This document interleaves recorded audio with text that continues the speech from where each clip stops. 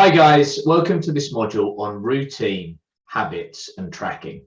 Now I'm going to talk to you about three things today. Number one, this idea of mental bandwidth and balancing order and freedom. Number two, the importance of consistency of routine.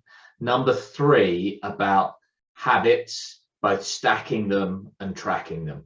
Okay, so number one, this idea about mental bandwidth. This is all about preserving your mental bandwidth, because for all of us, we've only got so much, it's limited. It's about preserving that very important mental bandwidth for the things that are most important to you, that you most enjoy, where you're going to get the biggest return for your investment in terms of where you put your mental energy. Now, this is about routine. It's about creating a structure for your life that gives you order. Not so much order that there's no freedom, there's no fun, there's no enjoyment, there's no exploration, but enough freedom that you lay the foundations that then set you free to enjoy life, to have fun, and to explore. So it's a delicate balancing act.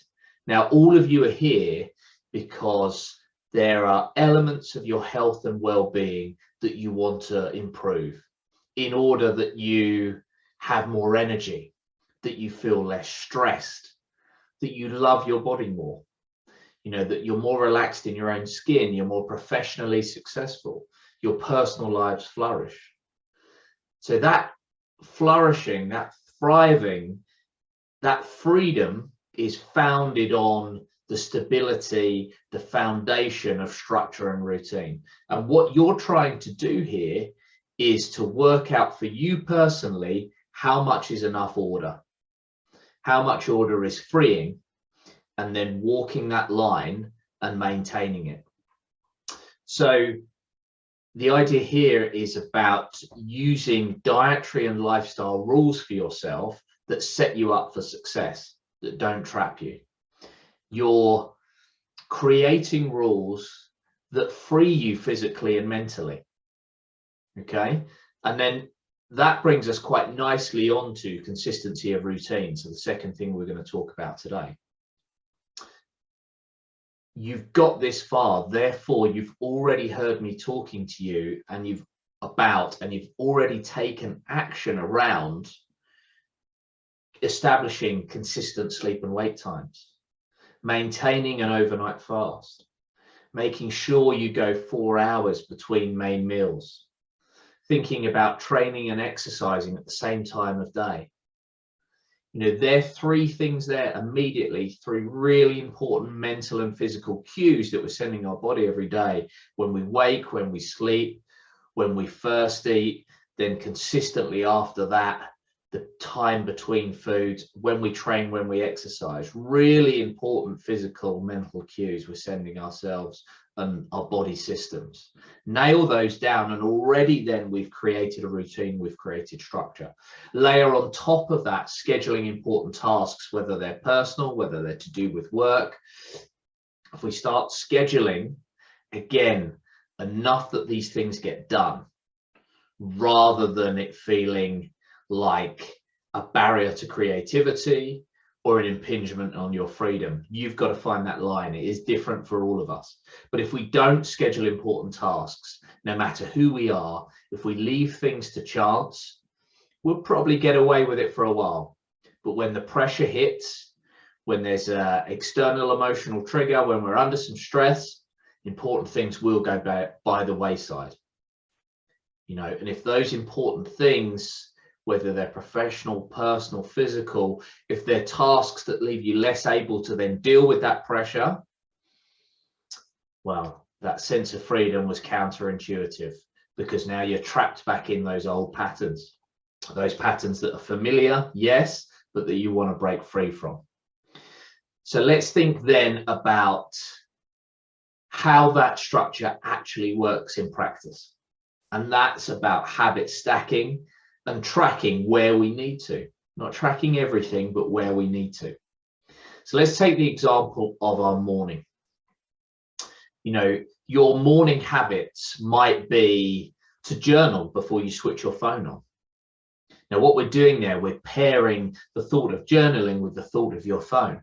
So as you pick that phone up and you go to switch it on, you think, have I journaled yet? You know, we attach one habit to another. We're always going to switch our phones on every morning, so that's there. Then we attach the journaling habit to that. And so that's our prompt to then put that phone back down, go and do the journaling. Okay, 500 ml water before breakfast.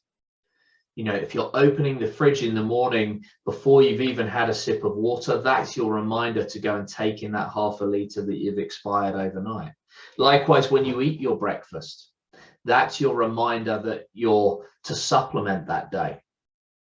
You think, I'm eating, right, what do I do that's supplementary to food? I'm going to take that. Maybe while you're waiting for the kettle to boil or your coffee to brew, that's where you do some breathing. You know, you've got time there for a breathing exercise. Maybe closing your eyes, taking some micro rest, digesting things, a very short 1-2 minute meditation perhaps. This is a way of stacking habits. So we're taking healthy habits. There's an example of 4 or 5 or 6 things within half an hour, 45 minutes of waking every morning. And you could add many more to that. I'm sure you have already. This is the idea of habit stacking. So tracking. There are benefits to tracking, certainly. It keeps you on task. It reminds you of what you're doing for the day so that you act intentionally in service of your vision. You know, you want to move closer to that vision that you have for yourself, not further away. So to do that, we need to act intentionally. We need to act mindfully. You know, we're making progress, incremental progress towards our goals, aren't we, that ultimately serve that bigger vision. So you might be tracking your way of making your daily incremental progress to your goals. Very, very important. But how much is enough to track? How much is too much to track? Well, most people don't track anything at all, or they track things that don't have a lot of value. Tracking steps is popular. You know, it's interesting, isn't it, how nobody really thought about how many steps they were taking a day until that data was available to them via their phone or via their smartwatch. And now people are looking at that information, and most people are looking at that information, and it's a curiosity. It doesn't elicit action at all. You know, whether they hit their target or whether they didn't, nothing changes in their life. So the data point is interesting, but nothing more than that. But for you, what should you be doing? Well, through this program alone, by now at this point, we've had the vast majority of the modules. You might be tracking 30 or more, or you might not be tracking, but you'll have been exposed to through these teaching modules and through the reminders in the group coaching calls. We'll have 30 or so different action points that we've acquired over the time we've spent together. Do you need to track every one of those? No, absolutely not. You know, a colleague recently told me that he knows of a coach who tracks 25 things a day. That's way too many. What I'd say to that coach is, you can't possibly need to track those 25 things. That of those 25 things, tracking just one might unlock 3 or 4 or 5 of the others. You know, take the shortest, most direct path. Find that minimum effective dose. Of those 25 things, I'm sure 30, 50% of them perhaps are ingrained habits. And the tracking of them has become a habit in and of itself. Remember, we're trying to find that balance between order and freedom. We don't need to be tracking that many things. You've only got so much mental bandwidth. Don't waste it on things you already do without logical, conscious, difficult, energy-sapping thought, unless there's a huge cost for not doing it, like vital medication. You might be very good at taking it every day, but perhaps one slip up could be very costly to you. If that's the case, track that thing. It's a crucial thing to track.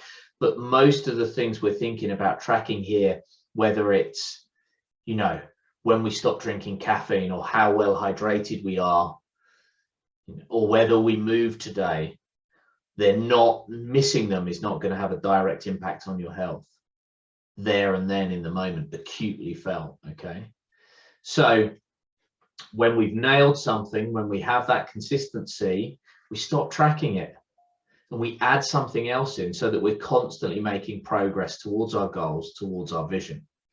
Now, for me personally, even though I might be very consistent at not eating gluten, it has such a big impact on both my physical and mental health that that's something that I will track every single day.